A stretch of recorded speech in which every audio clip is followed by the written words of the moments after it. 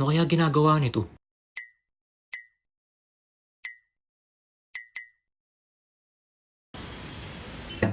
Siyempre, di ko na patataas kamay nyo. Tamad nga, di ba? Ngayong araw, pag-uusapan natin ang pagiging tamad. Ano? Iba't ibang klase? Meron ba nun? Tingin ko, pag tamad, tamad lang talaga eh.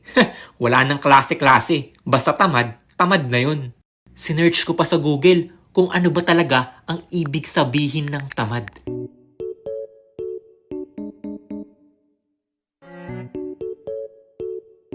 Tamad.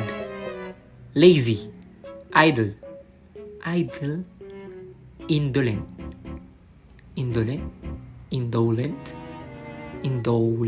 Indolent. Basta tamad. Number 1. Not doing anything. Walang ginagawa. Obvious naman, di ba? Teka, nakatigil? So, pag nakatigil, tamad na?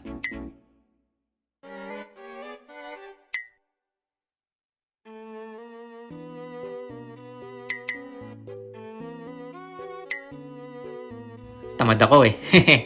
Number 2, lazy. Tamad. Obvious naman eh. Number 3, not being used. Hindi ginagamit.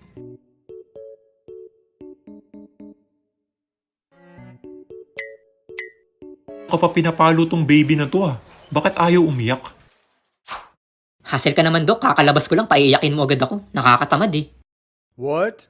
Yung iba dyan, sasabihin, may animation ka naman palagi eh. Iba yun. Siyempre, trabaho yun eh. May pera. Kahit sinong tamad, pag may pera, sisipag yan. Real talk. Lalo na ngayon, paparating ang Pasko. Kaya pala dalawang upload ni Juan ngayong November. Para sa December.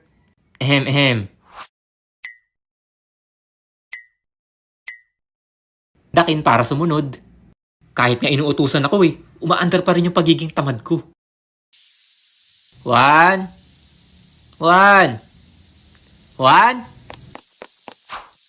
Oh, nag-ML ako Mamaya na yan.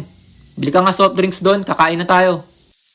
Pera, anyan See you sa part 2 mga tamad. Shoutouts na tayo! Para sa Batch 023 nagagraduate ng BS1 Animation ay sina...